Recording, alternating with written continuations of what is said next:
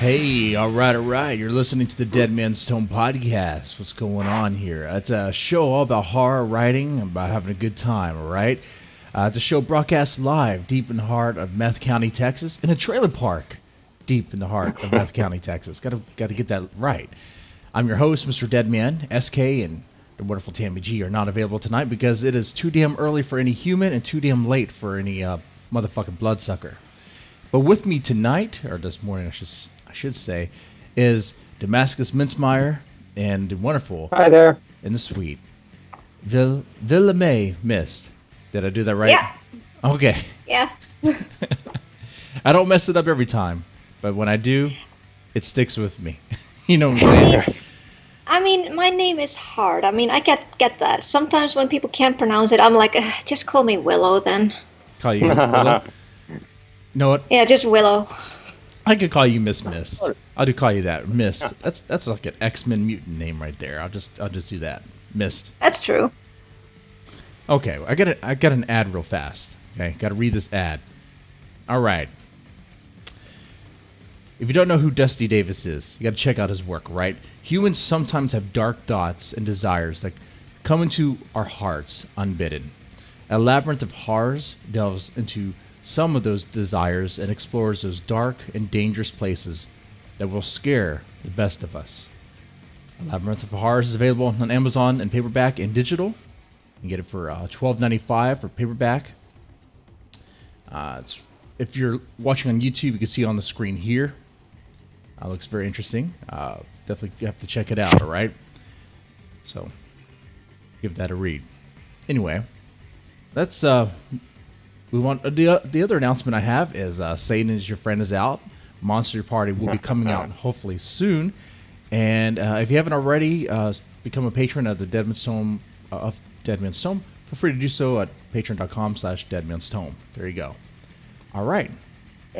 Gotta get the plugs out of the way. Yeah, right? Got to do that. Okay. Now let's get started here. So, Miss Villimey, Mist, who are you and what do you do? Well, I am an Icelandic horror writer, and I currently live in Iceland with my husband and two cats. You probably will hear them meowing in between when they are starving for attention. And I just released my first book in a series called Nocturnal Blood. It's the book 1 of the Nocturnal series, which is a vampire story. I'm specializing in vampires at the moment, but I'm always willing to look into more depths of the horror genre. Okay. And yeah, I don't mind the cats. That's fine. That's fine. That happens. Even though, I mean, they're servants of Satan. We all know that, right? Whoa, yeah, man. Yeah. I mean, if it is, then one of my cats has been, given a lot because he's fat and chubby. I thought they were witches familiars. Oh, well, Sorry. maybe. Are they witches familiars? Is that right? Yeah, it's usually that. Okay. All right.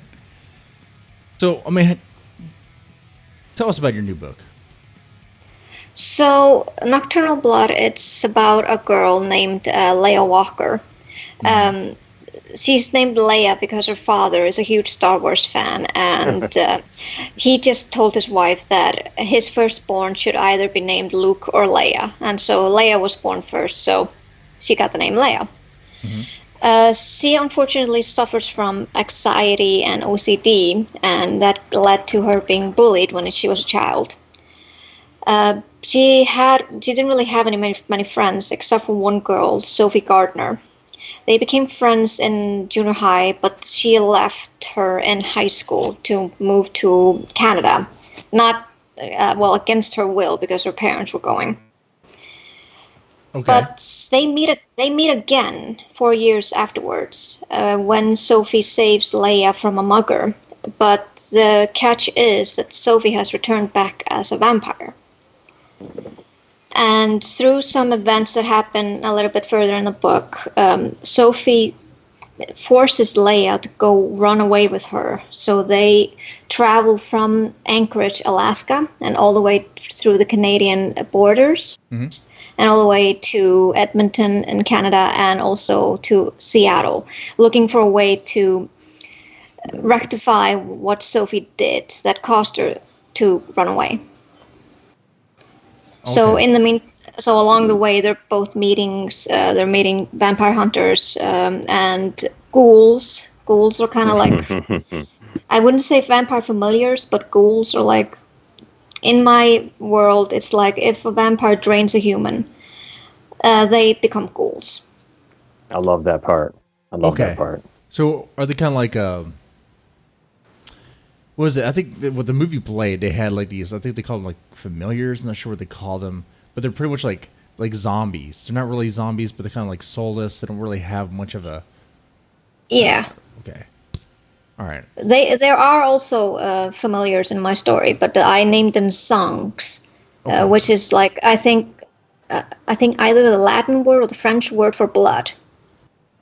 Okay. And they are just humans that know about the existence of vampires, and they would do anything to gain their favor in order to become one of them. So they are really ruthless bastards. Now, I was reading some of your book, and I definitely enjoyed it. All right. I definitely enjoyed the one. You already have a leg up on Anne Rice, dare I say, because you don't spend a whole page describing clothing. Okay. Yeah. Yeah, I would rather like leave that to the readers, because if you would like put so much detail into the clothing, like the freedom of the imagination kind of goes away. Yeah. I personally enjoyed the emotional underpinning of the story myself. I thought that was gave it great depth. I thought that was pretty cool. It kind of elevated above average vampire story. Yeah, how I really wanted it was because you've seen in many vampire fiction that when people encounter these beings, they just like go about with the world and be like, okay, sure, that's part of my world then. But with Leia, because she has anxiety, she would have a much harder time dealing with it. And especially when there's all this horror all around her. Any normal human wouldn't really, handle it that well. And that's kind of what I want to bring forth in a book. Mm. I mean, judging from what I read, it sounds like you did it pretty well. And Damascus is talking pretty high about it as well. I don't know. I think you did it. I enjoyed it. I know in the beginning of the book you have a lot of it seems like it's talking. I guess the underlying problems like what related to bullying. There's some conflicts with because I guess she's younger. There's conflicts at school, conflicts with people that she's come in encounter with. Okay, does any of that come from a personal experience? Well, yeah, a little bit. Okay. Do you want to especially with my anxiety? I have a little bit of OCD, but it's not as severe as Leia has it. But how she gets her panic attacks are really similar to what I get. So I kind of channeled my own anxiety into it and see, because everyone's anxiety is different, but this is how usually mine happen. Do you actually have to clap your hands 7 times when someone compliments you? No, I don't. I just thought that was a really nice, cute thing that I would add. Like, it's an endearing thing, and some people might have some kind of this kind of tics with it.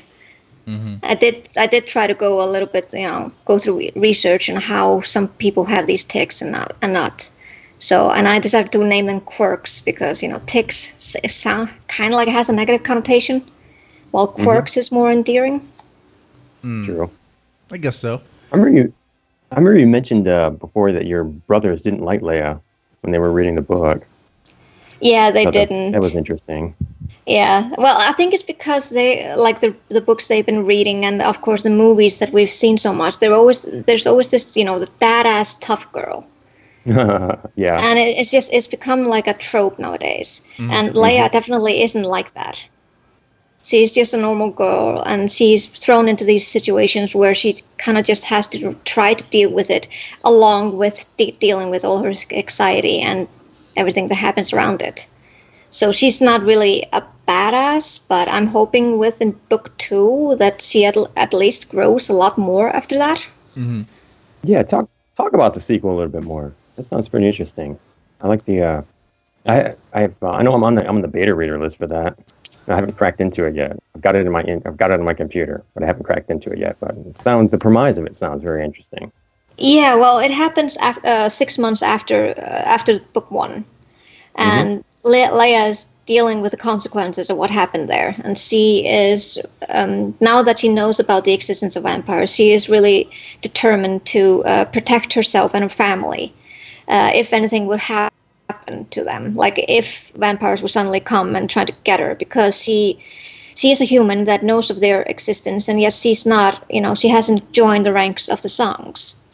She doesn't want anything to do with that. She thought she would be safe, but then she discovers that her little brother, he's 17. He goes missing on a school trip when they're in Amsterdam, and she's certain that vampires are to blame for this. Either vampires so she has no or choice. something else, Yeah. Okay. So she is forced to go to Amsterdam to try to find her missing brother. And along the way, she enlists the help of 2 vampire hunters to help her find him.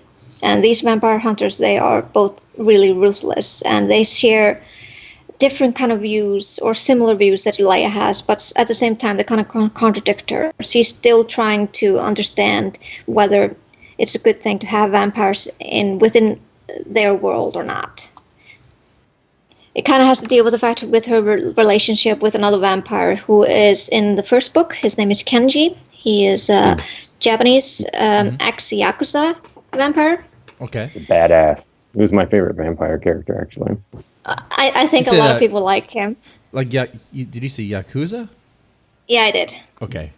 So he's in the Japanese mafia, or he used to be. He was in the Japanese mafia in the 1920s, but he was when his supposed family discovered that he was gay, he was beaten to death. Almost beaten to death until he was turned. Okay. And so yeah, his relationship, because he is more of a good-natured, peaceful vampire, he kind of wants the coexistence between humans and vampires to exist. And he's also a Buddhist, so he tries really hard not to kill as long as he doesn't have to. Yeah. So she's trying to understand his viewpoint while at the same time being together with those 2 vampire hunters who killed the vampires. So it's a really conflicting situation for Leia at the same time while trying to find her little brother. Okay. And I like how in the beginning or earlier you mentioned how your main character is not this badass girl trope, which, like you said, it is a stereotype at this point. It's like I understand the desire to have a female lead. Sure, have more female leads, but why do they always have to be the same type? It's like you guys are kind of. It seems like they're going about it the same way they did with macho men back in the 80s. They're all the same type. Oh, yeah. It's like, okay, all right now, but you have a badass character in there. So it makes sense to not have her be like the badass type when you have what's her name? Sophia? Sophie. Sophie? Sophie. Yeah. I mean, I'm liking her. Then again, I'm kind of early in the book, but I'm liking her character. Do you want to talk about her? Yeah, she kind of is my my other half, I would say. I would say both Leia and Sophie are like both parts of me, while Sophie is like the half that swears a god awful a lot, and she would do the things whatever she wants to do. She's kind of I wouldn't say free spirited, but she values her freedom because of what happened to her in the story. Yeah. So I don't want to go into details. You guys will have to read the book for that. Oh, okay. But one thing, I mean, she seems to. I mean, she's not like the stuck up. Oh, you gotta follow these ethics or these morals or whatever. I mean, she will kill she'll kill because it's like something personal. It's and she kind of has like a dirty side to her. I like that. Oh yeah. Definitely. She is like, she will do whatever the fuck she wants. Yeah. And she's not ashamed of it. Like, if I would have to tell, like, if you're turned against your will, that's kind of like the tagline of, I think, of the book, with her versus, as the main character, I think the tagline would, if you're turned against your will, would you embrace it or would you fight it? And Sophie definitely embraced it. Mm-hmm. She doesn't mind being a vampire. She's like, yeah, that's cool. I'm still alive, at least. Yeah. Okay. There's advantages. Kind of reminds me of like a Lestat type. All right, you're a vampire. Be cool with it. Not the lame Louis. Me. Oh god. No. I can't exactly. I can't stand that. The emo vampire. Come on now. Get over it. Yeah. I know you've mentioned Bram Stoker was one of your big influences. What other influences did you have? I was always curious about that. Well, yeah, it was definitely Bram Stoker because I read that when I was, I think, 12 or 13. Mm-hmm. And just really liked how he was portrayed. He was this mysterious man who could charm anyone, and no one suspected him. And that kind of, I wanted to have that charm thing into my vampires. I also was influenced by Blade. Ah, I can see that. Yeah, because they are living in our world, but people sometimes usually don't see them. And but there is kind of like this hierarchy in the world, and you can definitely see that in Blade, like with the Council of Elders and stuff. That's right. Yeah. And I was also influenced by Blade for book 2 because Leia actually encounters a vampire who is immune to sunlight. That's interesting. But I also Motherfucking Daywalker. Yeah. Is he good? Yeah, or is he bad? exactly. Is he black? No, he's not. Damn He's it. actually Irish. Oh. Okay. But but also Carpenter's Vampires. That also was kind of influenced by it. That's an underrated flick right there. It is, yeah. I really like that one. And I don't think a lot of people know about that film. Wait, I think I saw that in theaters. Well, Carpenter's Vampires, right? Yeah. Yeah, it's got James okay, Woods. I saw that one in theaters. It's a good one. I like that one. It was kind of like they were vampire hunters, but they were kind of rough about it. They would mess. Yeah. There was a scene where like he shot this chick with a crossbow, or whatever, with a stake, and like he fucked up and like hurt himself in the process. I'm like, that seems real. Like, Yeah. okay. Mm-hmm. I don't know why people don't really. There's some people who didn't like that movie. I never understood why, but that happens with everything, huh? Yeah, well, I mean, I think it has now, I think, gained a little bit of a cult classic feature. Mm-hmm. So, like, all the people that are into vampire stuff, they will definitely be like, oh, yeah, I know that film. It's good. But I think the mainstream will be like, who? Yeah. The movie also had a good scene where the guy's neck was bitten and he like was shooting off his machine gun or his little Uzi or whatever. I forgot what he was using. And he put it against to his neck to kind of like, hopefully. To cauterize it. Yeah. Cauterize it, yeah. Yeah. Man, good stuff. Good stuff. So yeah, I remember. Yeah, I mean, it was bloody and it had a really good, fresh take on vampires, especially like how they slept in the dirt. Yeah. Yeah, I think that was a pretty cool feature because, not everyone can find shelter during this in the sunlight. So they just have to do what they do, but just like, okay, I'll just bury a hole. That's my sleeping spot. That right? They burrow underground. What do you think of, was it 30 Days of Night? Oh, yeah, I really like that one. Yeah. That's actually, I think that was my influence for having it being set at first in Alaska. Because that's what 30 Days of Night occurs in, somewhere like deep part in Alaska where there's darkness for a month. Oh man. Well, what's it like over there in Iceland? Do you have like darkness for a while too, or is it? Yeah, I've always wondered about that. It's so bad, you guys. It's like it's almost September is almost over, and now it starts to get dark around 8 p.m. Okay. I know you're always saying it's not like Instagram pics over there. No, not really. I mean, we get like 4 months of darkness, where we get like within those 4 months, we only I think get 4 or 5 hours of sunlight. Wow. But there's no mosquitoes. No mosquitoes, no. But we have midges, which have been kind of aggressive this summer. Wait. That's all. Oh, sorry. Did you hear that right? Did you say bitches or mitches? Midges. Okay. What's a mitch? But bitches can bite, Yeah, bitches can bite. What is a Mitch? You said Mitch, right? Yeah, it's a really, really small fly. You can barely see it, but when they bite into your skin, you actually really feel it. And I've heard from many that it's actually can be worse than a mosquito bite. Oh, fuck that. I'll take the mosquito. What about roaches? Yeah. Do you guys have roaches? Nope. Thankfully, we do not have those. Okay, do you have any weird form of a roach? Like a Mitch roach or something? No. We have this one beetle. I can't remember what it's called in English, and the direct translation of it would be ironsmith or iron beetle. Okay, that sounds metal, so... It does, but it's funny if you pick it up. It gives you kind of like a really weird smell, but it's really harmless, so it doesn't do anything. So like a stink bug. Almost, but not really. It's smaller. Okay, interesting. What about polar bears? No polar bears, no.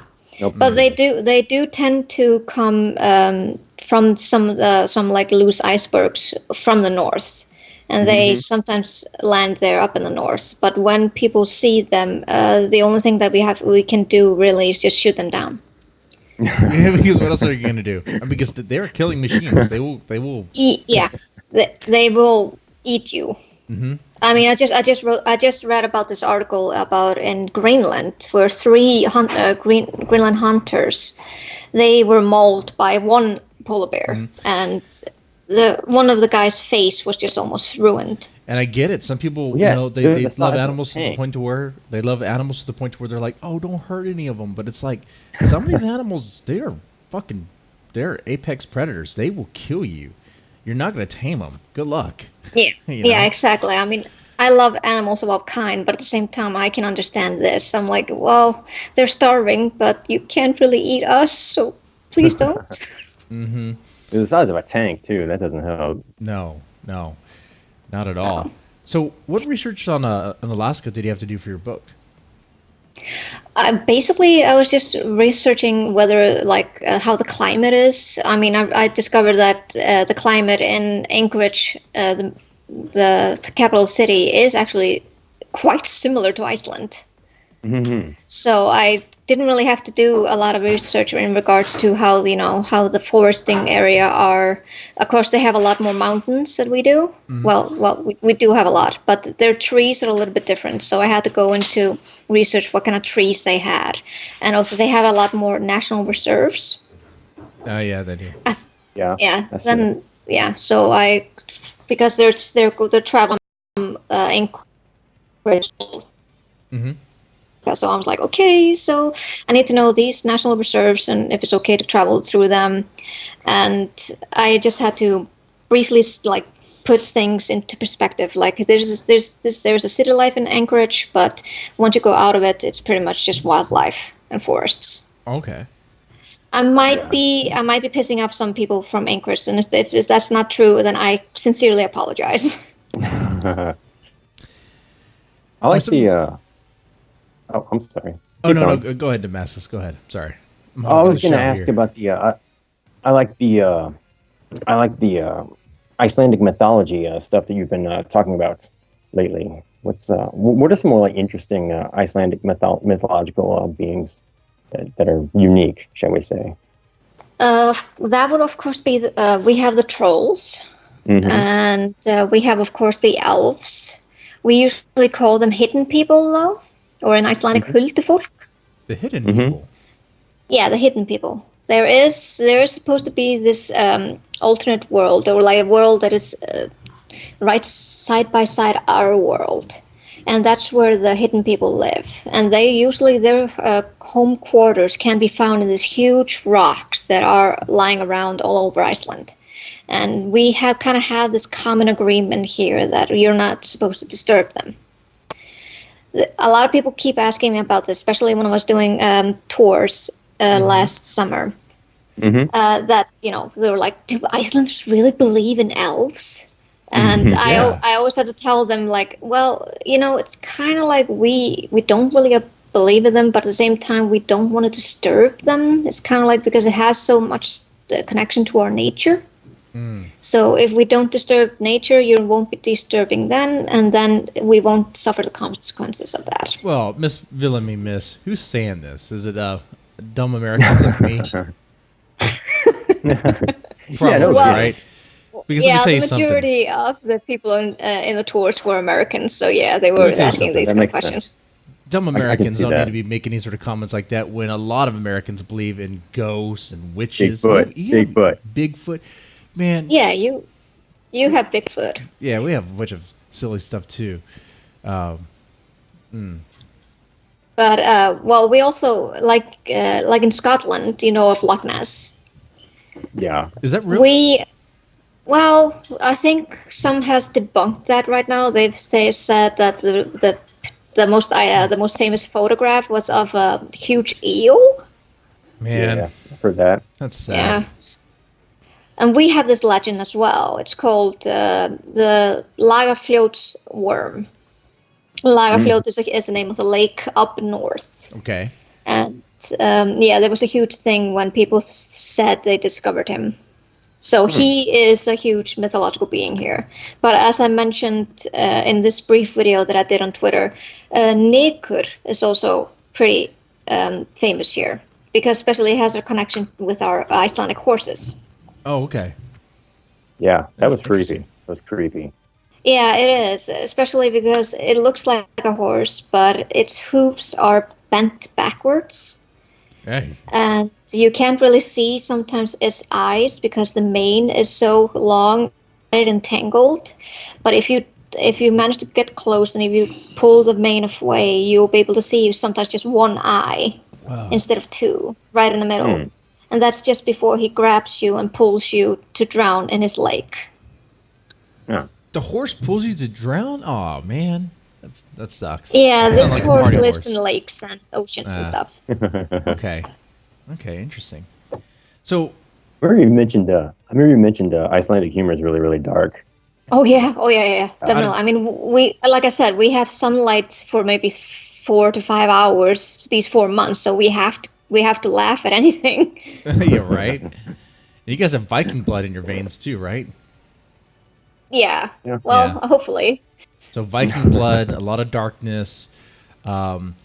See, is it true? Hold on, there's a few myths, maybe a little fun facts I don't know about Iceland that I was looking up. One, the number one consumer of Coca-Cola? Is that right? I think so. I mean, this is actually new for me. But if it's true, then you have to also look at the per capita thing, because we're only 350,000 people that live here in Iceland. Oh, so per capita, Yeah. So per capita, I think that probably would be true. Though I can't speak for myself because I'm a Pepsi person. A lot of people probably hate me right now. There's no strip clubs. I know that. No. Mr. Deadman. You'll be disappointed by that. Texas needs to get there. That's what's wrong. I mean, it's weird. Strip clubs are like a Texas thing, from what I understand. But man, strip clubs. Oh yeah. Oh yeah. Oh no, it's banned here. Oh, you know what? They put some cowboys up in there. That would be changing real fast. Let's see. Oh, number one producer of writers, pretty much, of authors. Yeah, no. That's really true. I mean, my husband's cousin, she's actually a writer now. She's 1 year younger than me, and I know a lot of some of my friends from university. They've become writers. My cousin, she's 2 years younger than me. She's actually now like a chef celebrity, and she's like written 3 chef books, and. So yeah, and there's actually a place downtown, like a coffee shop that is like the designated writer's coffee house. Like if you don't go and get a cup of coffee at that coffee place, you're not considered a writer here in Iceland. Wow. See, that's the opposite of America, where if you're a writer and you know how to read, you're frowned upon. Like, seriously. Yeah. Like in American schools, like if you can actually comprehend and want to write something, it was like everyone was like, "Hey, what the hell's wrong with you, dumbass?" Right. And also, if you're a writer, if you're a writer here in America and writing in Starbucks, you're just another hipster who's trying to, it's like, come on, man, come on. Yeah. We haven't gotten that far yet. I think that's probably because we don't have Starbucks here. What do you have over there in Iceland? You've got that boiled lamb's head thing that what is it? I don't know how to pronounce it. Yeah, okay. Svith. Yeah. It's disgusting. I don't eat that at all. My mom used to force feed me with that when she had it for dinner, but she stopped then giving us this for dinner because at one time when we were eating it, I was usually just picking on the cheek. Apparently, that's like the safest part of eating it. My dad, however, he really loved eating the tongue. So at tongue. Yeah, he really liked it. And one time he was eating it, and then suddenly he got this really weird look on his face, and he was like, "Did you boil this right?" And my mom was like, "Yeah, of course I did." And then he took a piece out of his mouth, and it turned out that the lamb had not finished its dinner. There was still grass in the tongue. Oh no! What about the brain? Who eats the brain? I think the French people eat the brain. We don't do that. Of course, the French eats the brain. Wait, you got a problem with the French now? Who doesn't? Who doesn't? Sorry. Yeah. Sorry, France. Sprechen Sie Deutsch? You're welcome. Damascus, are you part French?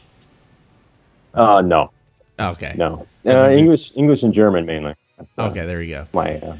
Yeah. I still that on the show. What That's good. What about you, Mr. Deadman? What's your background?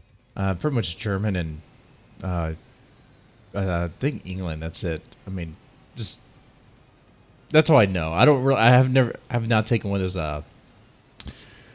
23andMe things. Yeah. So a lot of German though. I know both of you like Japanese culture a lot. Yeah, you like anime.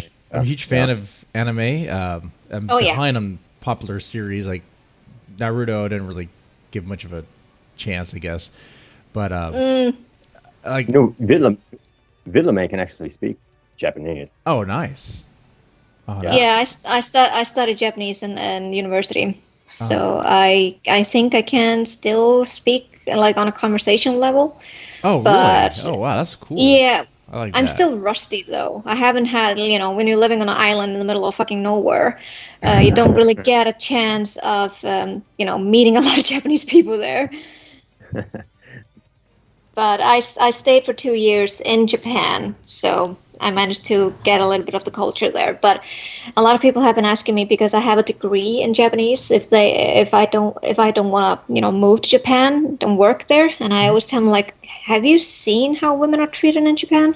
How are women treated in Japan? Oh, they're just supposed to be the submissive type. They're not supposed to speak out or voice opinions or anything like that. I think it is slowly changing right now, but it's not really a gender equality type of country. Oh, they sell women's used panties in vending machines, Jesse. I know that. Well, in my 2 years of living there, I never saw that. So I think it's just really in really far off places, like maybe in Akihabara in the dark alleys there or something like that. Here in the States, women could do that on what Etsy or Pentagram. What was it? Pinterest. Pentagram. Yeah. How early is it? Pinterest. No, you do that on eBay. Yeah, I've heard about that. I think I read an article about one girl actually doing that, and she got a lot of money from this. Oh yeah, you will. There's always perverts who do that. Yeah. All right. Well, about Japanese culture, what's your favorite anime? You got one? Yeah, my favorite anime is Gintama. Gintama. Yeah. I don't know if a lot of people know about that, but it's it's a gag comedy action anime. It's about it takes heavily from the Japanese history, but it changes it with the fact that instead of it happens in the Edo period. Okay. But instead of the foreigners invading Japan, it is aliens instead. Oh. So it's a mix of the ancient feudal Japan mixing with the modern times, and and it basically follows this one Japanese former swordsman. Like I guess he was a ronin, but not really. He's more like a jack of all trades now. Mm-hmm. He just does all of these chores and tasks. I mean, anyone will book him to do it. And he's called the Yorosaya, which means like all he can do. And he gets 2 other people that are living with him, and they also do this kind of task with him. But most of the time, they're just such idiots, and they do such stupid things, and it's hilarious. They make fun of everything. They make fun of. There was this one scandal about one Japanese politician, where he was doing this kind of like public apology. Yeah. And I think, as I recall, he cried and he was shouting in this public apology, saying that it wasn't his fault or something like that. Mm-hmm. And they actually put that in the anime, where they put the lead character, and he was doing this public apology, saying like, "Oh my God, I'm so sorry that we didn't get to do an anime movie. It's not my fault. It's the producer's fault," or something like that. And then they also make fun of Jackie Chan. Oh yeah. And they also made fun of Walking Dead. Like the main character got like a huge boulder on his head, and he shouted like he was like, "Are you kidding me? I almost died. My head was almost crushed like Glenn's." Gotta check that one out. What is it called again? It's really good. Gintama. It's a play on word for Kintama with a K. Kintama means family jewels, which in this case actually means, the balls and the penis. Ah. The bull and the penis? But the balls, the testicles and the penis. Yeah, okay. Yeah. But Gintama, it's with a G, so it's can both be described as silver balls or silver soul. So it's a play on words, and it's really funny. That's cool. For anime comedy, like the one I liked a lot was Cromartie High. That was good. That. Yeah. That was so funny. Yeah, and FLCL was pretty funny. It was very short though. It was short, but it was really like you had to be really in the moment to understand the humor in FLCL. There was a whole episode where they did like South Park stuff. I was like, what the fuck is going on here? Yeah, exactly. But my favorite series is it's still Trigon. It's my husband will love you. That's his favorite season as well. Good. I'll steal him away. No. But yeah, Vasha Stampede. He was a cool guy, cool character. He was, yeah. I got the vibe from him that he was similar to from Cowboy Bebop, from Spike. Yeah, the similarities. I love Cowboy Bebop. Though Spike would actually kill a motherfucker if he had to. Vash. Yeah. Vash he was a space cowboy. Yeah, Vash has too much of that emo in him. Like Knives, his brother. I was more Team Knives. If anything, I was like, kill motherfucking Spike. Sometimes you gotta kill. Just come on, man. All right. But I'm also really one of my favorite series also is Boku no Hero Academia.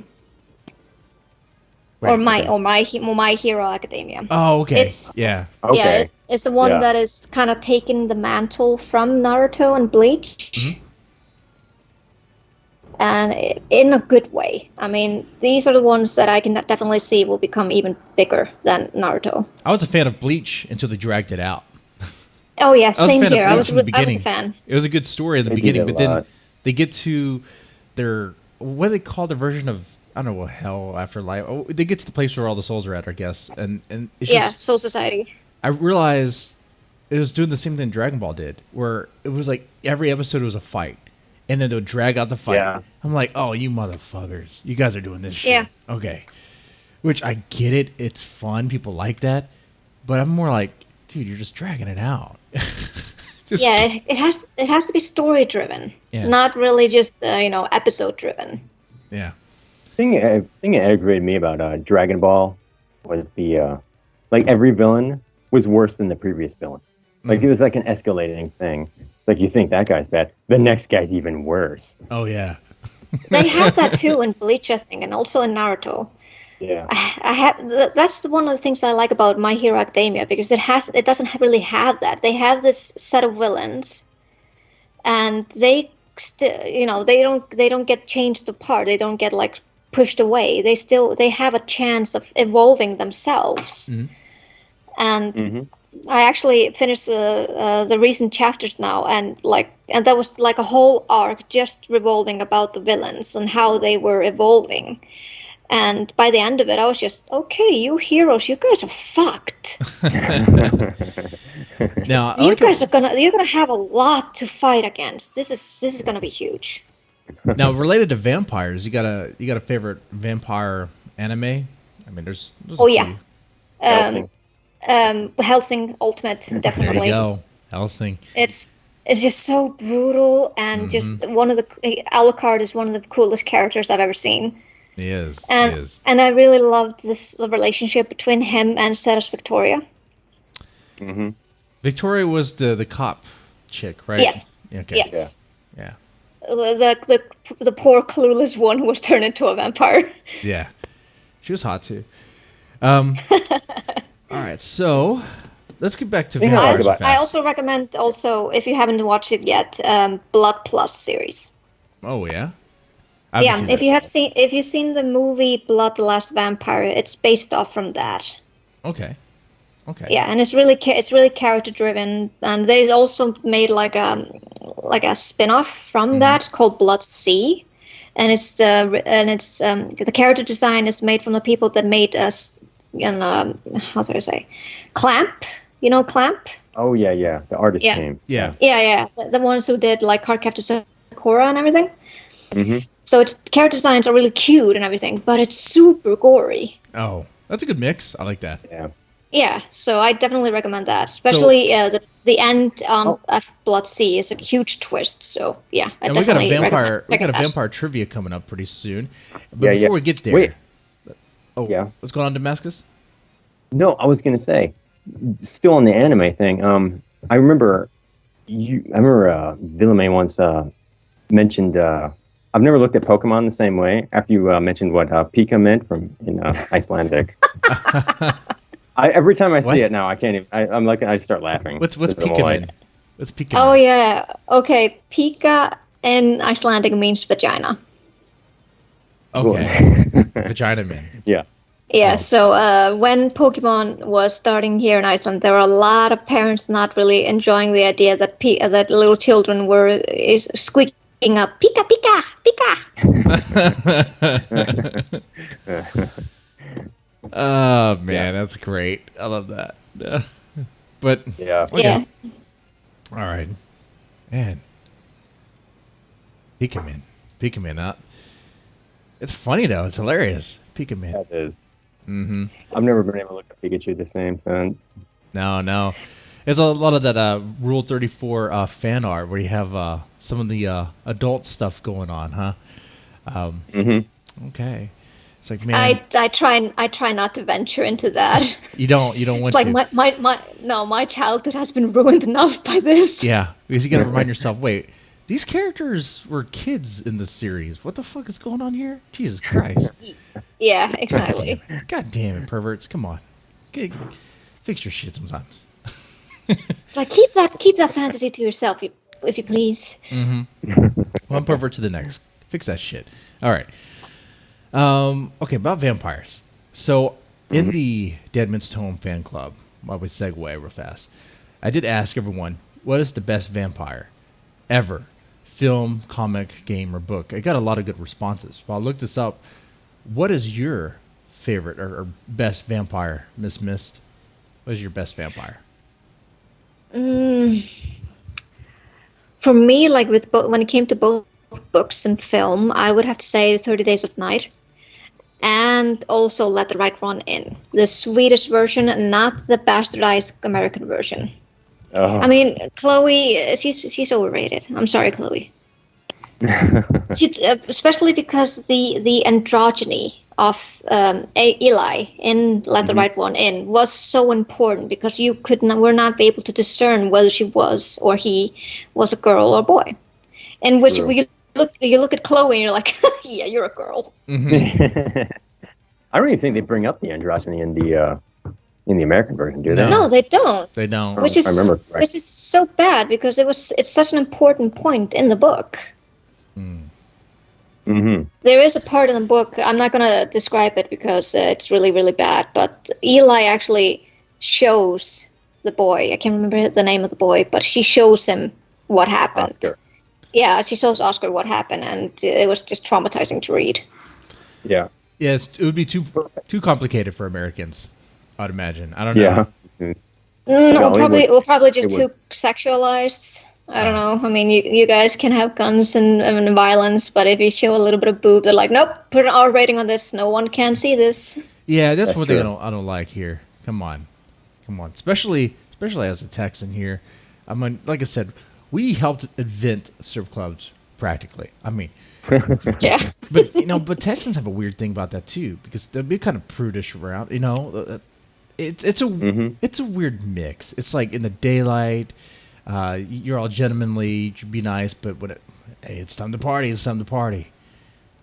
Yeah. It's It weird. is true. It's funny, especially because here we don't really care much about that. Like most of the Icelandic films here, there's so much nudity there, and there's so much sex, and there's so much drugs and everything. So you don't need strip clubs. No, not really. We just You go to a the coffee movies shop. are just enough. You go to, I mean, people aren't having sex in public. Are they having sex in public? No, because legally. because the population is so small, we would definitely know who would be doing it. Yeah. So that would just be the talk of the town. But for example, when we go to the swimming pools here, we have a lot of swimming pools. Oh, All of them are outdoors, are they heated? and yeah, some of them are heated. Yeah, Nice, with geothermal energy. cool. And there's so many people that don't understand that you have to wash before going into the pool. Mm-hmm. And a lot of people, especially foreigners, they are really baffled by the idea that they have to go naked into the showers and wash everything. Mm-hmm. Because our pools, they don't have as much chlorine in it. So we usually just rely on everyone being able to cleanse themselves before entering the pools. Mm-hmm. So I remember when I was little, I used to, see a lot of foreigners just go into the bathrooms and change there and then go into the pool.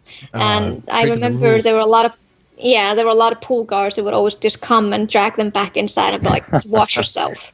Yeah, man.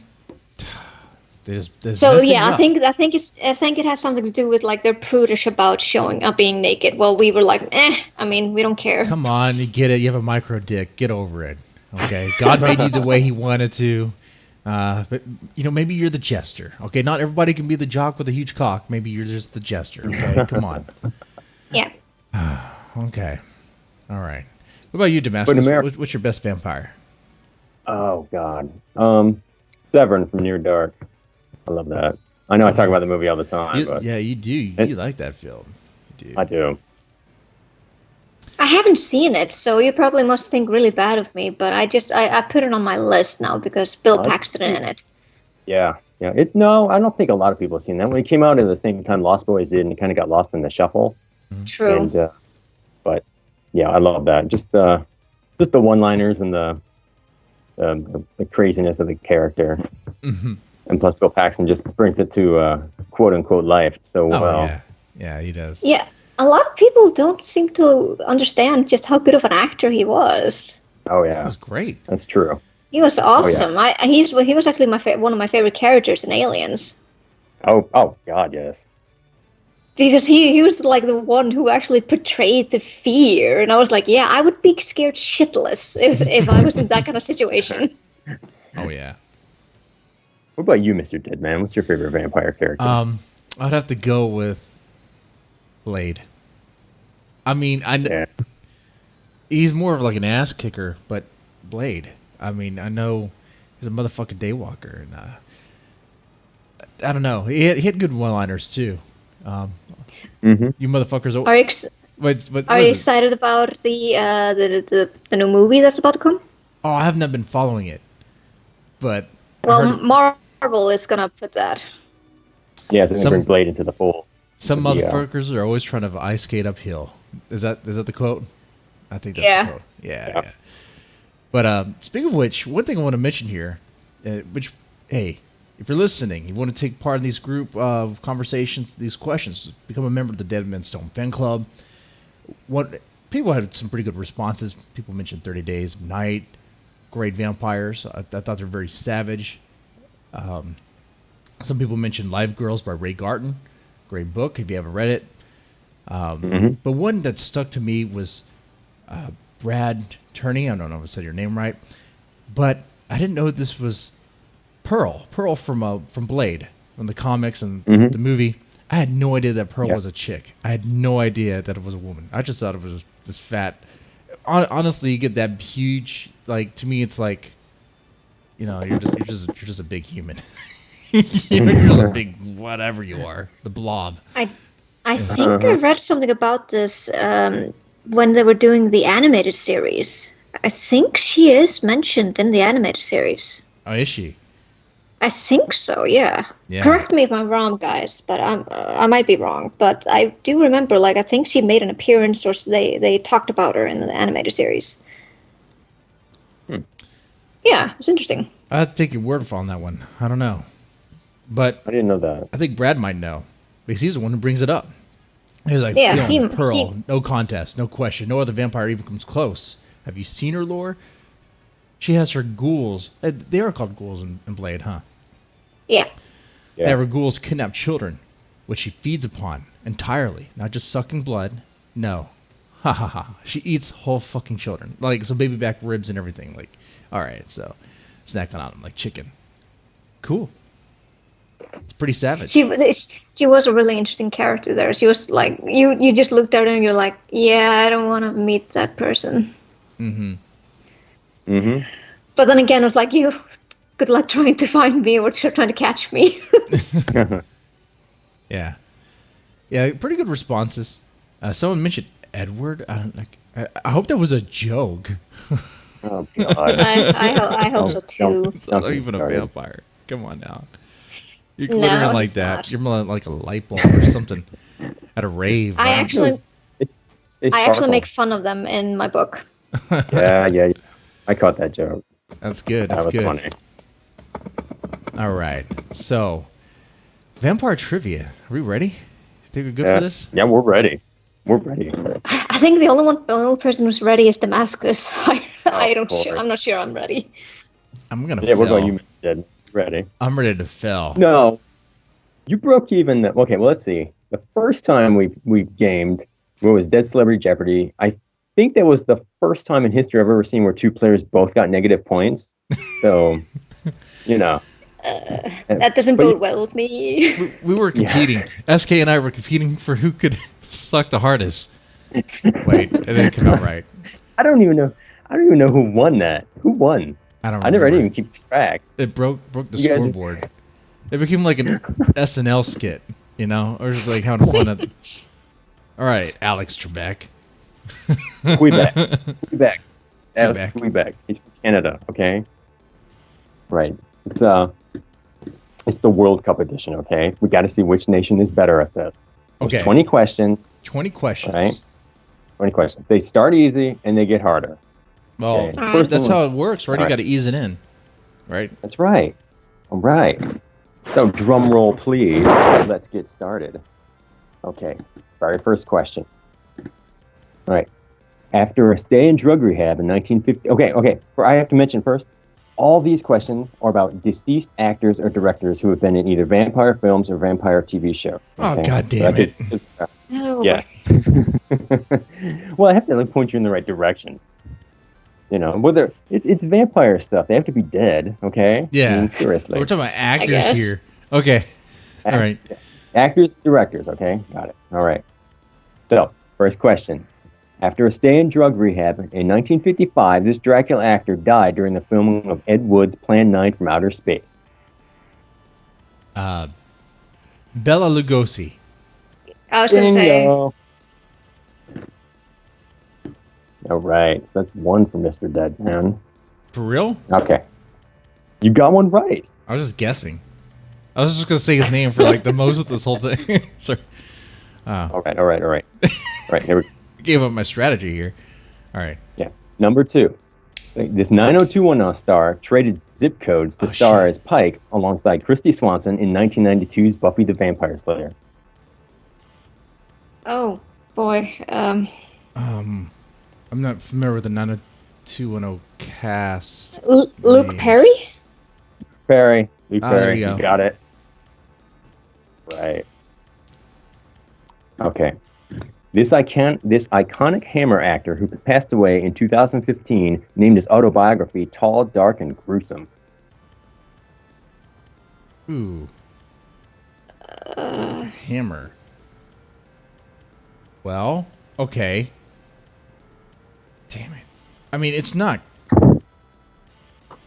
Christopher Lee? No. Yes. It is? It's Christopher Lee, of course.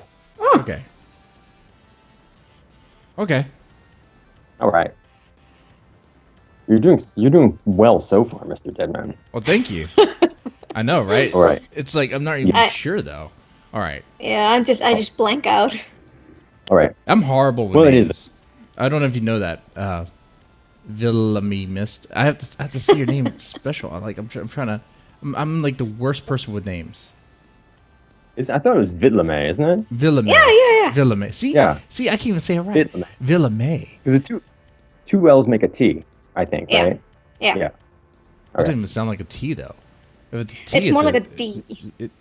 Or D. Vitame. Right. Yeah. Because if it's a T, it would be like Vitame. But okay. Yeah. All right. Okay. This comedic actor portrayed Dracula in the 1996 spoof, Now He's Dead. Who knows? Leslie if Nielsen. loving it? Okay. Didn't you get the question out? All right.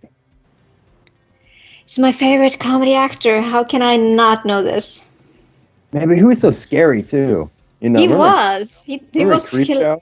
Yeah, he was.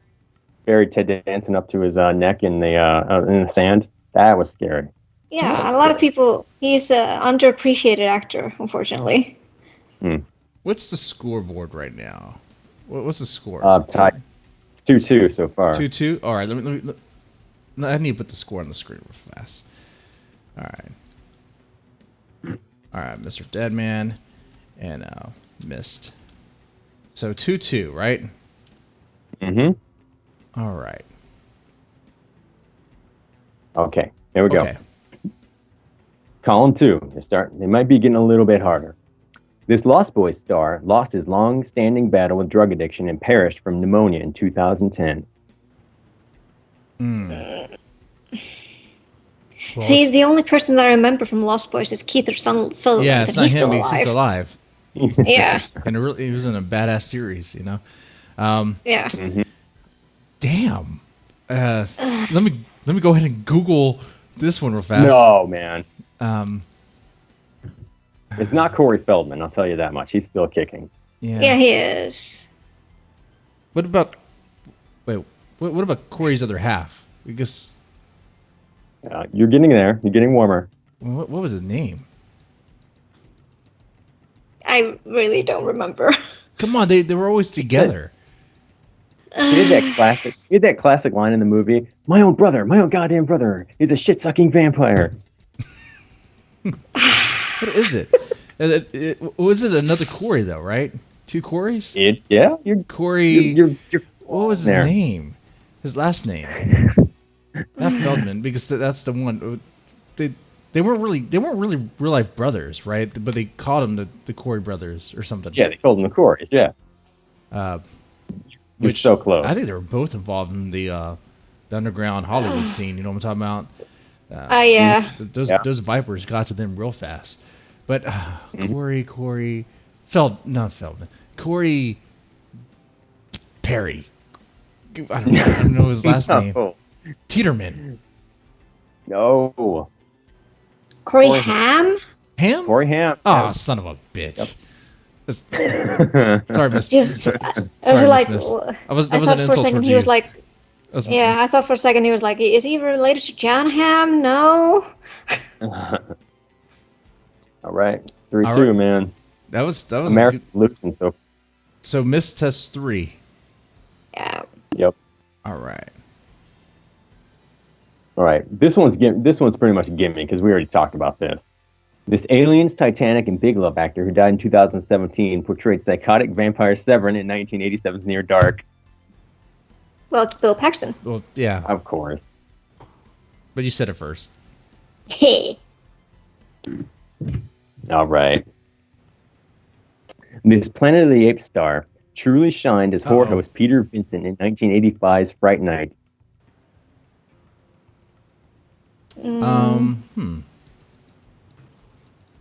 You mean like the first Planet of the Apes film? Yes, 1985 version, yeah. I don't. He's. Wait, repeat that question again. Okay. This Planet of the Apes star truly shined as horror host Peter Vincent in 1985's Fright Night. He said that classic line, "Back spawn of Satan."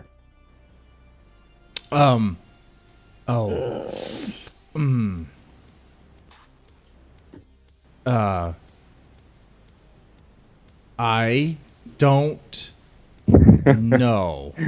Nope, me neither. Okay, it's Roddy McDowell. Well, Huh. okay. What's the score again? It's 2-4 or 2-3. 2-4 now because nobody won anything with that one. Okay. Damn it. All right. Okay. I love making you two squirm. He's good with It these. just kind of exposes my lack of watching a lot of that's what it ghost does. films. Yeah. All right. This British musical icon who died in 2016 starred in 1983's The Hunger alongside Susan Sarandon and Willem Dafoe. I don't. You said he's British? Just come with a British name. Not particularly.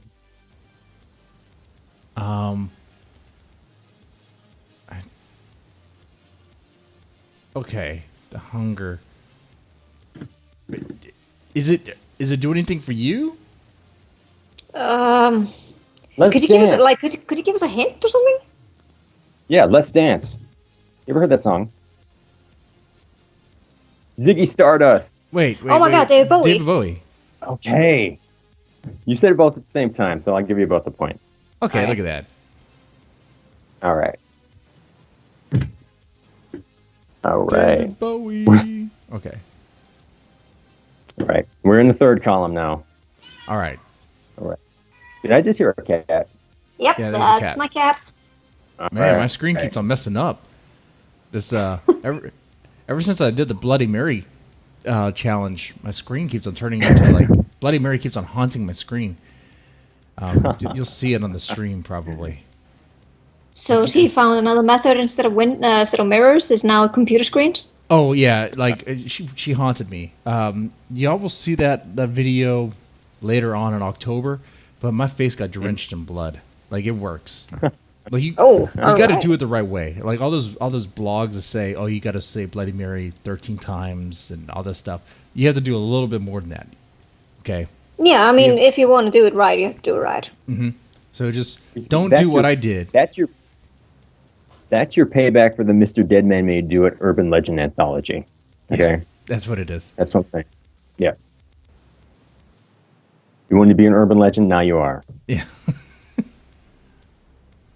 All right. Okay. This R&B singer's final film role before perishing in a plane crash was as Akasha in 2002's Queen of the Damned. Oh, Aisha. No, you're so close. He didn't. what was her Aisha name? Tyler or Oh, no. Nope. Aisha? Aisha? No. Oh, oh, no. No. Both of you are so close.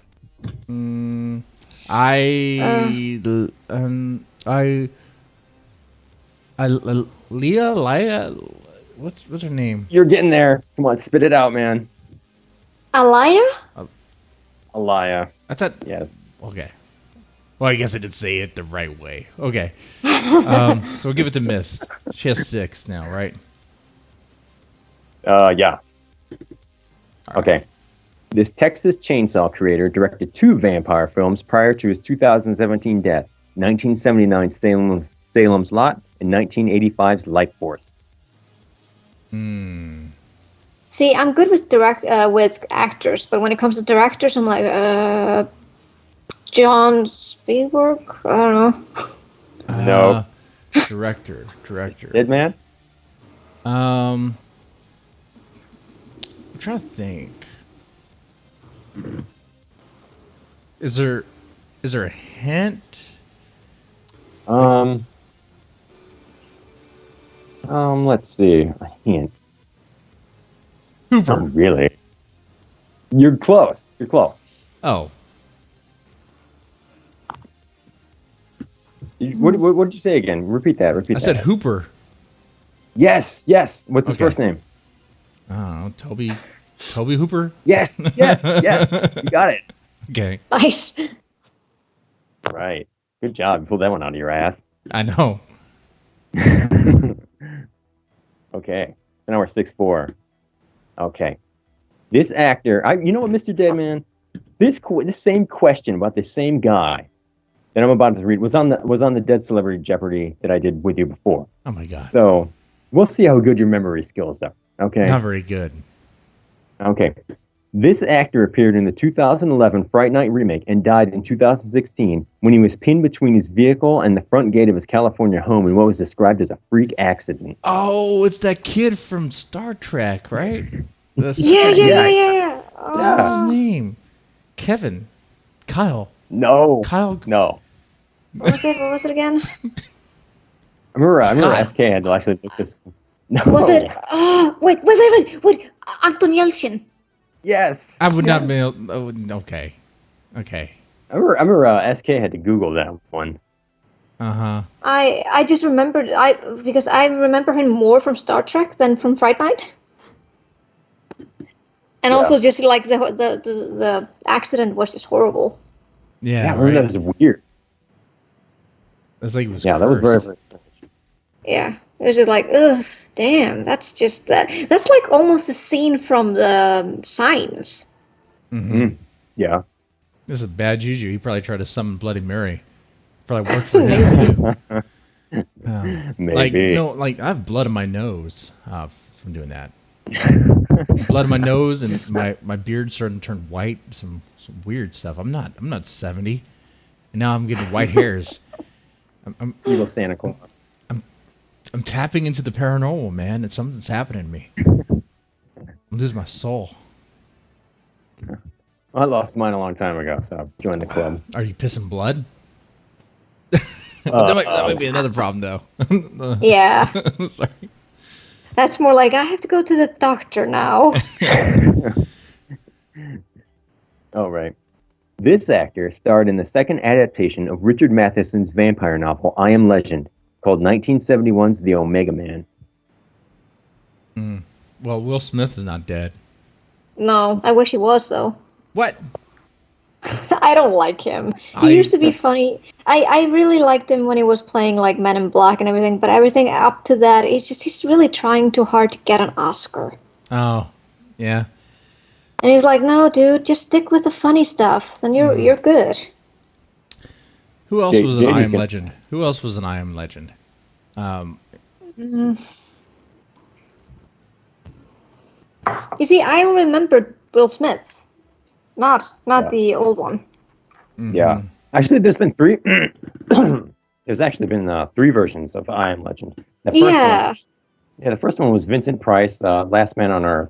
Second one was The Omega Man, and third one was Will Smith's I Am Legend. None of them have been very good movies. None of them have captured the top very good. No, not really. It doesn't seem like it would be that hard to make. No. Would you like a hint? Yeah, I think we're gonna use it at this point. Okay. He was the head of the NRA for a while. Oh, sweet. From my cold dead hands. Oh, Rick? No.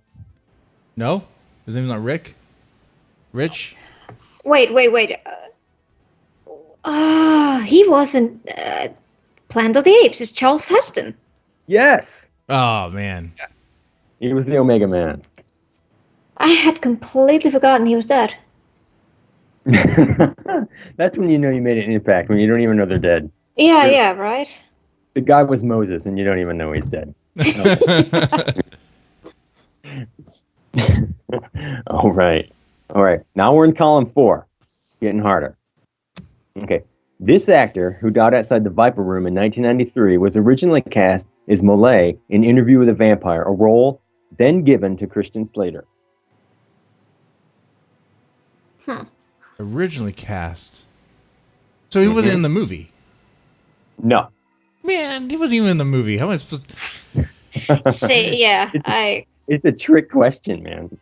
Okay, but what did he do beforehand? Help. Well, let's see. He was in Stand By Me. He was in Indiana Jones and the Last Crusade. He's helping it all. He was supposed to be one of the best up-and-coming actors. And wait. overdosed. In the Last Crusade, did he play one of the Nazis?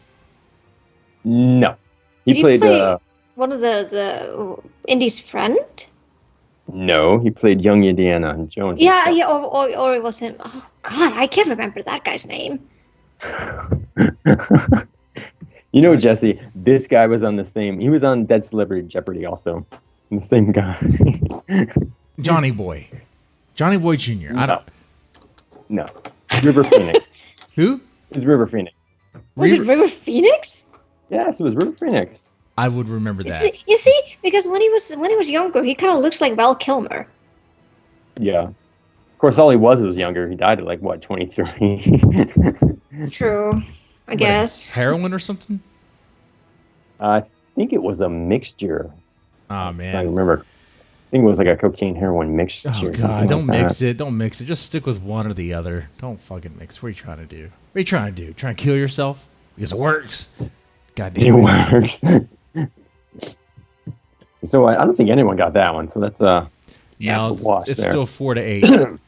Mr. Deadman's losing. Man, What you're making America look bad. I know. Come on. Hey, Iceland has the most winners per capita. What can I tell you?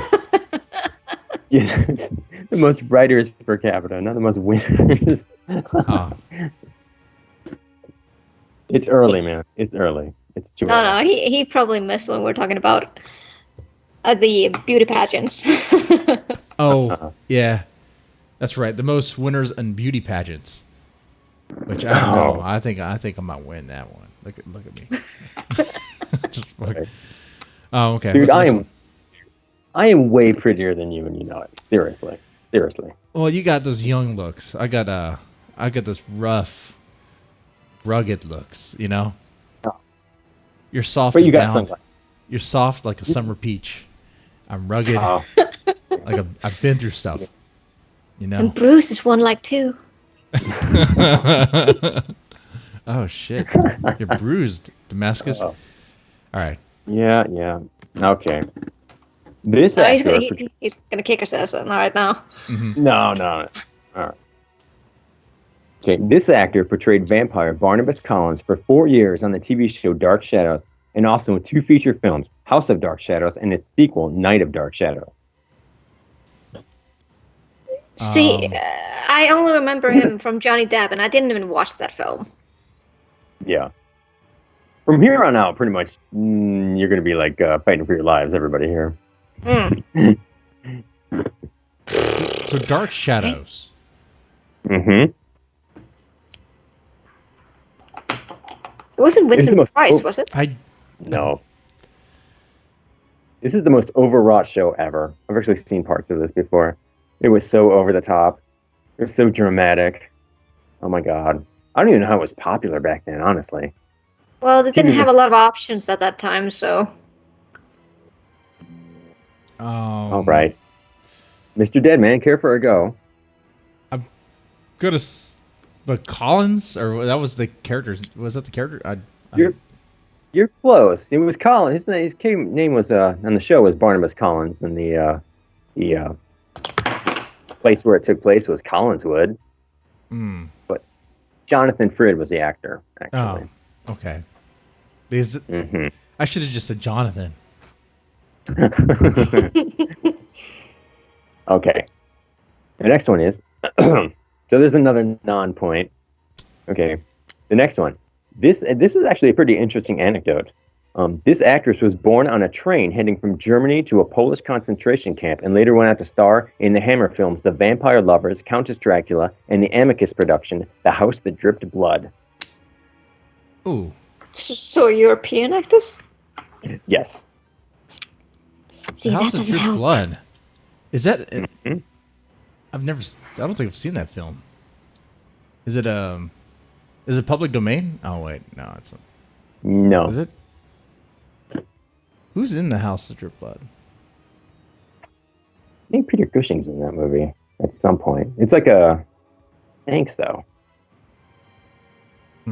She was well known for her nude scenes. Oh. Mr. Deadman. You should know this. Oh. It's like retro nude scene. Retro nude Yeah. scene. Okay, so retro Yeah, tits. these movies from like Okay. the 70s. Okay, that's Who was she in Playboy? That I don't think so. oh man. Okay. But she was a blonde? Yes. You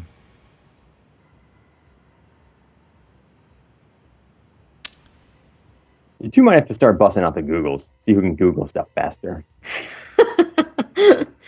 I'm gonna go with I think I just remember this name, I don't know. Pitt? Is that You're there. Yeah, that's the last name. That's the last name. well I mean is it Yeah.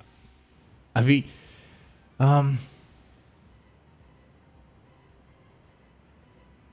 like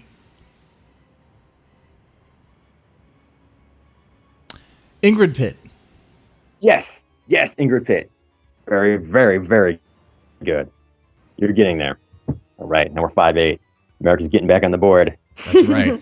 All right. Okay. This City Slickers actor starred in a 1974 made-for-TV movie adaptation of Dracula that was then released in European theaters, believe it or not. I didn't even know he was Dracula until I looked this up. I've never seen this movie. Okay, and this actor's dead. Yes.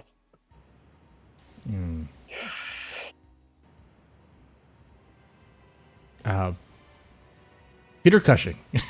I don't know. Oh, no. Nope. Anyone? Come on, Miss. You got it? No, I have absolutely no idea. I don't know Right. either. It was actually Jack Palance. Jack Palance was actually Dracula once. Oh, wow. Yeah. I didn't even know that. And I was like, all right, whatever. Nothing going on there. Okay. We're in the final column I here. gotta watch the chat. Maybe the chat will tell me if anyone's watching right now. It's so early in the morning. I don't expect any live viewers. Everyone's gonna watch after the fact. well, I no, probably. I just told everyone on my side, so maybe some were listening or watching. Yeah. Oh, that's Like, the other thing.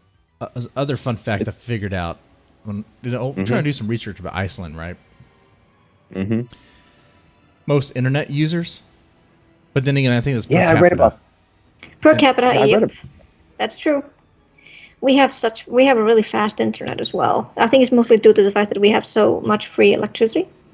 Mm-hmm. Yeah, like free electricity over there. What's going on over there? Because because of geothermal energy. the geothermal energy and the hydro technology that we have. Okay. That's nice. That's good. I mean, hey, that's cool. That must be nice. Cool tactics in the chat. It's Okay, nice. cool tactic. You can be my wingman. Okay, there you go. All right. Come on. At this point, we're gonna in need the it. final. Yeah. One Final column question. here. A final column. Okay. Yeah. Final column. Okay.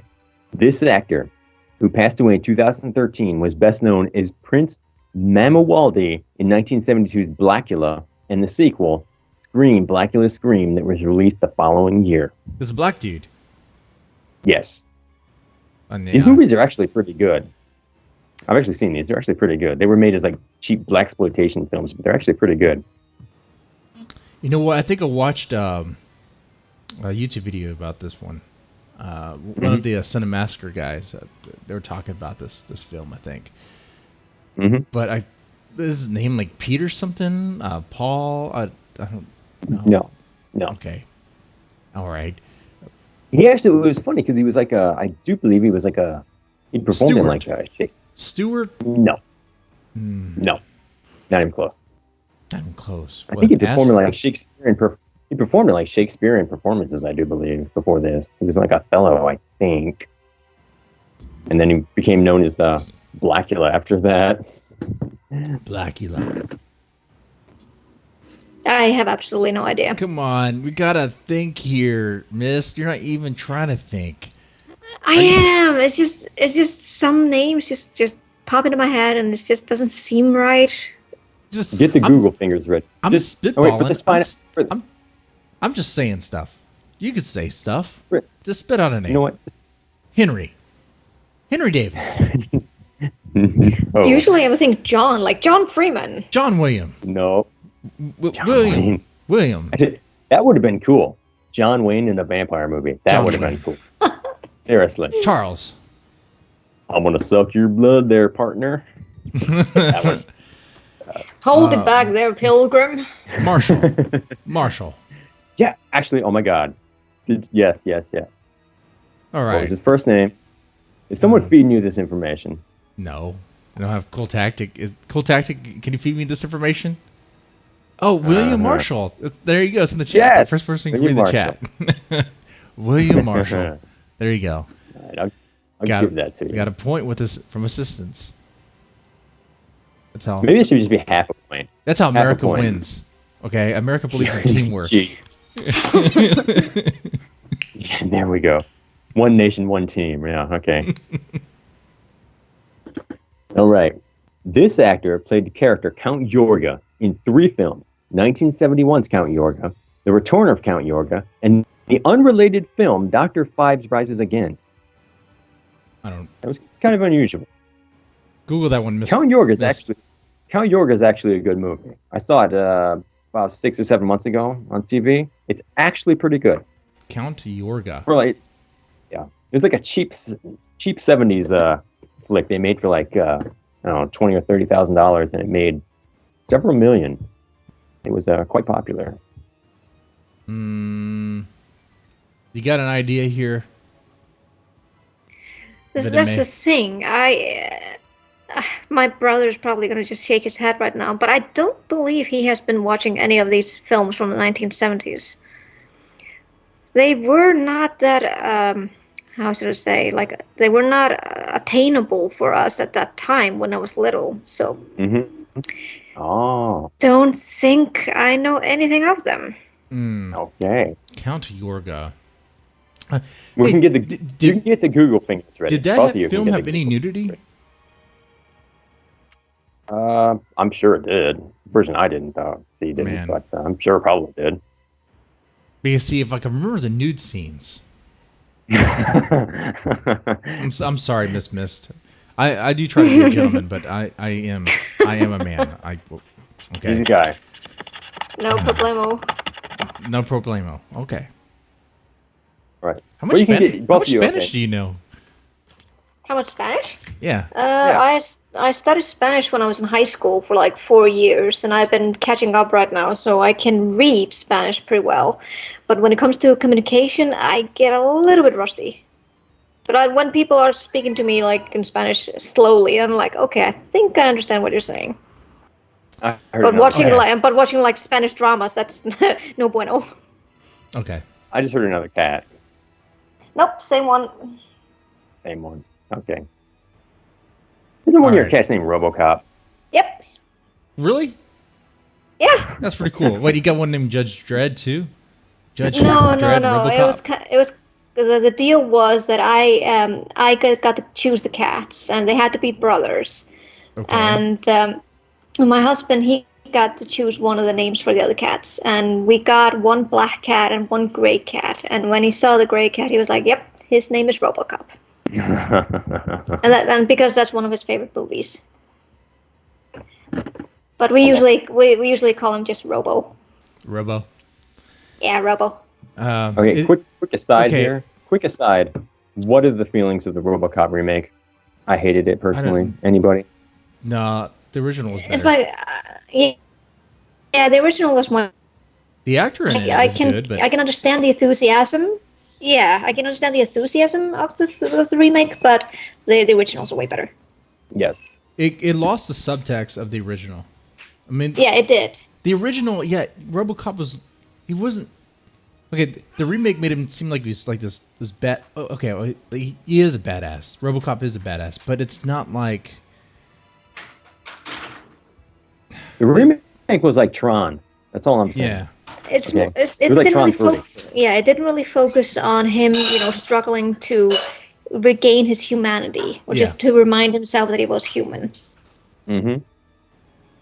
He's more of a killing and machine. Plus, it doesn't have that whole. Yeah, it was more like that. It's like, we just need to amp up the action. You're like, amp it up? Did you not see the original? Mm-hmm. Yeah. My favorite scene in the original, I love it when that guy gets all wasted with the toxic waste and gets run over by the car. All right. All right. All right, off track. Anyway, spitball names here. Donnie. No. Robert. Yes. Robert Thompson. No. Robert. You probably never get. Okay, you probably never guess the last name. Sally. That's not even a last name. Robert Courtsmith. Solomon? No. No. Robert Paul. 2 first names. Name was. Can you give me a hint by the last name? Does it mean something? Okay. What do they dig rocks out of? A quarry. Quarry. Yes. Robert Quarry. Quarry. There we go. That's another half point. William B. Marshall was a half point, and that's a half point. Ah, so now I don't. Half points don't even factor to me. Look, that's 7-8. No. When the host give you half the answer, I mean, seriously, man, that's a half point. Oh man, what a 6.5? What are we doing here? What? No. You got 6. You got 6 points. Oh, 6 points. Man, this thing's rigged. Okay. Well, there's still 2 questions. It can end in a tie. Okay. This actor, who is best known as lounge-singing demon Lorne on the television show Angel, died in 2009 from heart disease following an infected abscess tooth. The character who played Angel? No. He played a character named Lorne on the show Angel. Oh, I don't.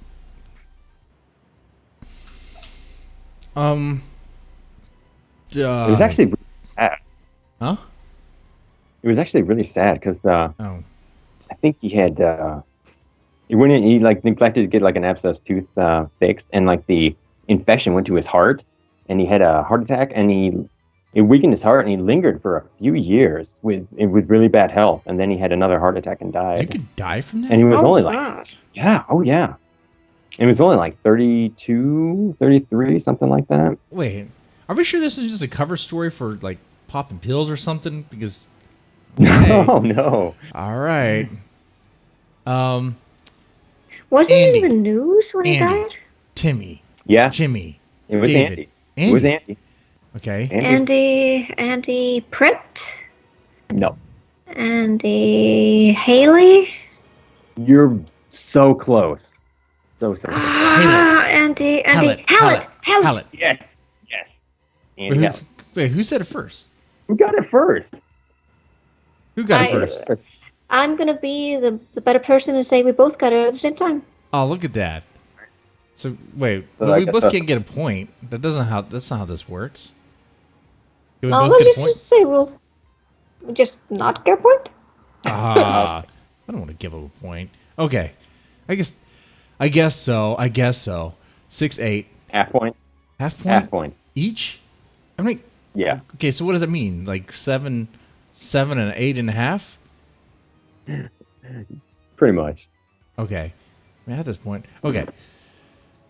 7 and 8.5. Okay. Okay. All right. One left. This German actor, whose last name means terror, portrayed the vampire Graf Orlok in the 1922 silent film Nosferatu. Oh. Oh, that's a good question. Who played Nosferatu? The original Christoph. Nosferatu, because there was two. No. There was two Nosferatus, don't forget. There was the 1979 remake also. Come on, who played Nosferatu? Come on. You're talking about the guy who actually Just Google it. Just Google. Just Google it. Yeah, just Google it. Whoever Googles it faster. Come on. Klaus Max? Kinski? Max Schreck? No, Bruno Max Ganz? Schreck. Is Max Schreck. There we go. Shrek. Yeah. Actually, but you're Villimey, you're pretty close. So Klaus Kinski played it in the remake. So Yeah, he did. close. Yeah. Max Schreck, yes, Mr. Deadman, you got a point. Yay! I could win by losing. Okay, that score You only lost by a half point. by a half point. Yeah, it's That's 8 still- to 8.5. That's still losing. Here in America, like if you don't make first place, you lose. That's it, right? There's only one place. Actually, I guess two places: winner and a Horseshoes loser. and hand If grenades. you're not first, yeah. If you're not first, you're last. I'm sorry. We don't get first a lot, so we're like, hey, we actually got first. That's amazing. That's not true. That's not what I read. I heard per capita, you guys are like the most Miss Iceland's or whatever. I guess. Oh yeah. Yeah. Well, regarding that, I mean, yeah, we take great pride in that. But regarding everything else, like a lot of people think because we live in Iceland that we get first in all the Winter Olympics. We barely get But that's there. also probably because, I mean, let's just be honest. Icelandic women are probably like some of the hottest. I mean, that's just Tough too, though, man. yeah, Seriously. tough. You get the Viking blood in Do you you. remember what Bjork did to the reporter a few years ago? I mean, seriously. Yeah. True. Well, that was the vampire trivia. Yeah. It was pretty close. Villimey missed one. Of course she did. She thought she was going to lose. Look at that. All right, Miss Villimey, I have one question I like to ask all my guests. What is your favorite horror movie and why? My favorite horror movie. I would have to say The Exorcist. Ooh, Oh, that's that's an a good interesting one. choice. That's a good one. Yeah, because just how Linda Blair managed to act through this was terrifying. And I remember when I watched it, I was I think 13 or 14, and just that scene with the crucifix is just that, and also the spider walk down the stairs. That's just truly horrifying. Mm-hmm. And just that movie just really created this kind of dread. I'm not much for jump scares or anything like that. What I really enjoy about horror is the dread, and that's the thing that will keep you on the edge of your seat. And Exorcist really does that. It's a good Yeah, film. it does. It's a good film. What's your favorite horror movie, Mr. Deadman? I don't know if I actually know that. Oh, I said it before. Halloween. Halloween's one of my favorites. Halloween. Yeah. That's a good. The original, not What the do you Rob Zombie think of- version. I'm not a huge fan of the Rob Zombie version. I know. There, of course, a lot of people hate on that film for. I mean, they have their reasons. But I was surprised. I actually had a few guests. I had a few guests who actually liked the Rob Zombie version. So okay. I like the Rob Zombie version. I like that one. I think it was interesting when I first saw the Rob Zombie version. I really liked it because it was like the first time you got the backstory of Michael Myers. But then, Yeah, and actually, then of course, that's what I liked about it. yeah, Was that was the most interesting part was within the first hour when he was like a kid. That was the most interesting part to me. and then the second half was pretty much a frame by frame remake of the original. Like it was like the same camera angles and everything. It's like okay, so Rob Zombie, like he was playing tribute pretty much. Okay, so. Of course, I guess people didn't like the fact that Rob Zombie's version, what the family's white trash. Well, that's what Rob Zombie does. Yeah. That's what he's used to. Yeah. It's kind of like what he's brought up. Yeah. So he's kind of using that element. But most actual real life serial killers actually come from lower working class backgrounds. Yeah, they're Like gonna the be whole, Yeah. kind of like that. yeah. Dysfunctional families. What I mean, it's like, what do you think Michael Myers' family is gonna be? You think they're gonna be sophisticated? You think they're gonna be well off? I don't think so, man. They'd be fucked up and dysfunctional. Yeah, definitely. Oh shit, man. I I'd probably actually, have yeah, I was just to put my 2 cents in there, but I didn't really like that version of Rob Zombie because I really like the idea that everything is kept a mystery. So when he brought the backstory of Michael Myers, I'm like, yeah, but we don't really need to know how he was when he was a child because we know how truly terrifying he is. Yeah. So it kind of damps it down a little. I can see both sides there, because when you know who he is or where he came from, it's like, what am I supposed to feel? Sympathy. Sympathy for him. I said symphony. Sympathy for him, because I shouldn't. But it does put that there, right? It puts some perspective. It's like, if you know what his childhood is like or was like, how does that do for you? You know. Yeah, but it still makes you think, though, because shouldn't it have happened to Lauren as well? Yeah, and that's the other thing too. Like in his remake, they are related. In the original, they're not related. No, it's just a cross encounter because he's watching his house and she drops a key, and that's the only real connection supposedly. But Halloween 2 was where they made the connection that they were brother and sister, if I remember correctly. Yeah, the original Halloween 2. That's right. But have you guys watched the sequel? I think with Jamie Lee Curtis. I haven't seen it yet. No, I haven't seen that one. Was it any good? I didn't see that one. No. Are we talking about the 2018? Yeah. Oh, yeah, I did see that one. I did see that one. It's all right. Was it any good? It was okay. It was like, honestly, it's like they forced the encounter between Michael and what's her name. It's like they forced it. It's like they could have been. Well, of course they forced it. I mean, they have to come up with a reason for Michael to escape, right? How's he gonna escape? Who's gonna release him from a guarded from a psych facility? Okay. Yeah. They always have to come up with some bullshit story. But I just hate that they're milking the series.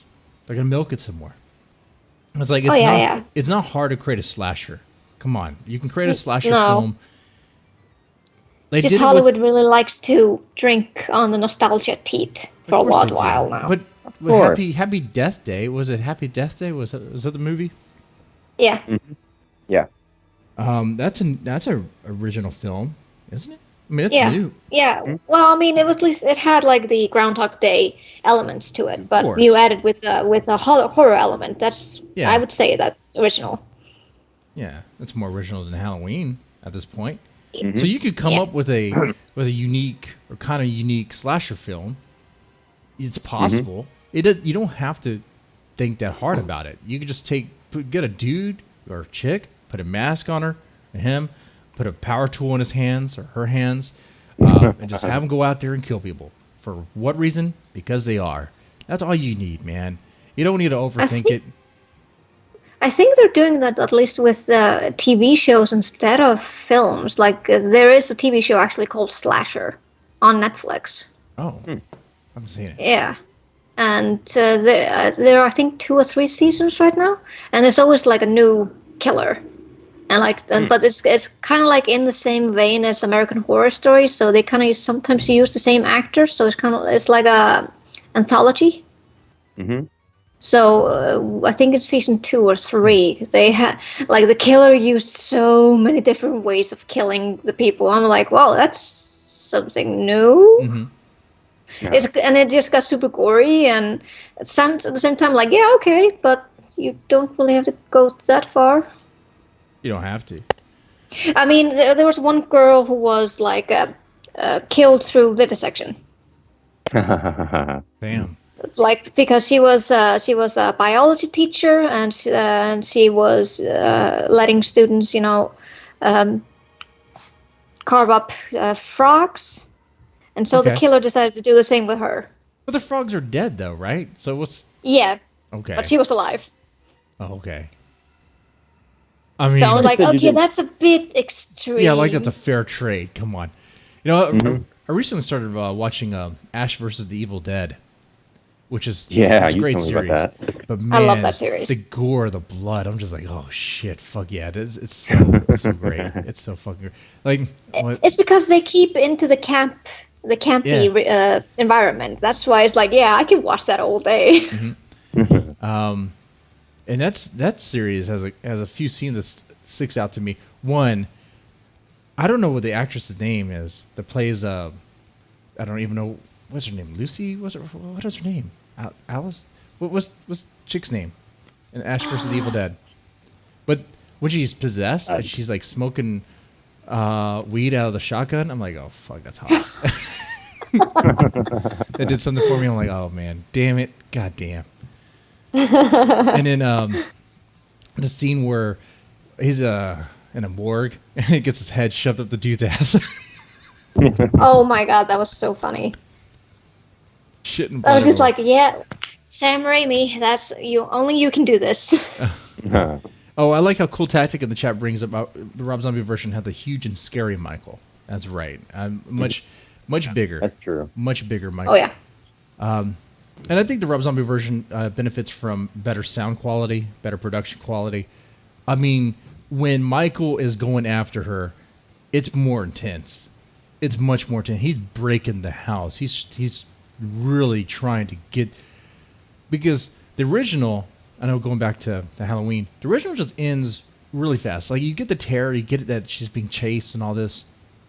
But the Rob Zombie version, it actually does add more to it towards the end where it's like, okay, he's really going after her. Like, you get that feeling that... He's like the Yeah. Terminator. Yeah. Which I actually thought, one thing I've always wondered about Terminator, especially the first one. Okay, Skynet's supposed to be really, really smart, and yet they send back a gigantic dude like Arnold Schwarzenegger. Like, you're not going to spot him in a room and think, oh, he's going to kill everybody. I mean, really, if they're that smart, don't you think they send back like a robot that looks like a kid or a blind dude who's panhandling change or something like that, Sarah Connor's like walking down the street and some guy's like, could you bear some change? Bam! Boom! Fuck, the future's dead. It's like, okay. I mean, seriously. Well, if it did that, there wouldn't be no movie though. Yeah. But I mean, come on. But, and they did, and I think they did kind of think like, oh, okay, so maybe sending Arnold was a bad idea, so they kind of fixed that with movie like Judgment Day. Yeah. Oh, yeah, true. the second one, they sent a better one. Yeah. And the third one, they sent a chick. And then... Yeah. No one remembers the third one. No one really talks about that one. No, well, as much as I never people watched don't it. talk about Genesis. Yeah. I never watched that one either. I don't only think watched I haven't my watched that. personal canon. My personal canon is the first two films. Don't Yeah, care. that's it. The first two. I mean, the chick in the chick in the third one wasn't bad though. I mean, she was hot. No. And it definitely played up to what it would have happened. I mean, the breasts enlarged. I remember certain details. Okay, I remember certain details. I'm actually kind of excited for the next Terminator film. So they're just gonna wipe out both the third, the fourth, and Genesis. So that apparently doesn't happen, and they're just straight moving forwards to what happened after Judgment Day. We'll see what happens with that one. I'm actually kind of excited because Linda Hamilton is returning, and I've also heard that Edward Furlong is also going to come. Oh, that'd be interesting. Well, That's really interesting. I'll withhold my judgment. I just hope they don't shoehorn any sort of like politics or anything into it. What they do now, a lot of films, they put stuff in there, and it's like, come on, man. Look, when I watch this is my escape. I don't want to be reminded about what's going on. Come on, man. Look, I'm annoyed to death by my Twitter feed. I don't want to be reminded about it. Okay, Twitter feed, it's all True. around. But talking of like horror shows, have you guys been watching Marianne on Netflix? Oh no, have not. No. It's actually kind of interesting. Okay. It builds up the creep factor, but at times, because this is French, For me, it feels like I'm watching the French version of It. So it has a clown? But it doesn't have a clown. It has a witch that is haunting this group of friends. But mainly just one girl. Just one girl who kind of made her up because she's like she used to dream about her a lot. So she decided like, oh, maybe I can conjure her. And she did, and and the witch cursed them all. So now they're dealing with the consequences. They're trying to find out how they can, kill her. Witch? I mean, We haven't really seen how she looks like yet. She's mainly just been possessing people. Oh man, I googled it and it does not look. Okay, yeah, she's an ugly witch. I'm sorry. Damn it! Why do they always have to make them look like that? Stereotypes, harmful stereotypes. Yep. Change it. Okay. Well, Villimey missed. Did I say it right that time? Yeah. Okay. Villimey missed. It's great having you on the show. Have a great time. I hope you enjoyed being on the Dead Man's Stone podcast. Yeah, it was a lot of fun. Cool. Normally we gotta mention. You gotta mention. We gotta mention your friend Cynical Tuba, and Urban Knight, and Harper. Oh yeah, definitely. It's a big shout out to them. They're one of my biggest supporters, and they're one of my biggest friends. Basically, I'm actually about to meet Cynical Tuba and Urban Knight in London in November, so I'm super excited for that. Pretty cool. And if I can put a little one of my own shameless plugins right now, there will be a free download of my novel Nocturnal Blood on October 4th on Amazon. So why free October Kindle 4th? download. Well, that was just, I figured like beginning of October. Why I just started because it's spooky month. Spooky month. All right. Sounds good. I like that. All right. Well, thank you so much for coming on the show. Definitely, if you haven't already checked out Nocturnal Blood, Miss, it was great having you on. Normally we stream Friday nights at 9:30, but we did this one special for you because being in Iceland. In October, we're gonna have an episode every single day at 9:30. So so then we can see you while you do with the movie quote game. yeah, that episode. Yeah, I can try that. God, yeah. All right, ladies and gentlemen, thank you so much for watching. Y'all take it easy. All right.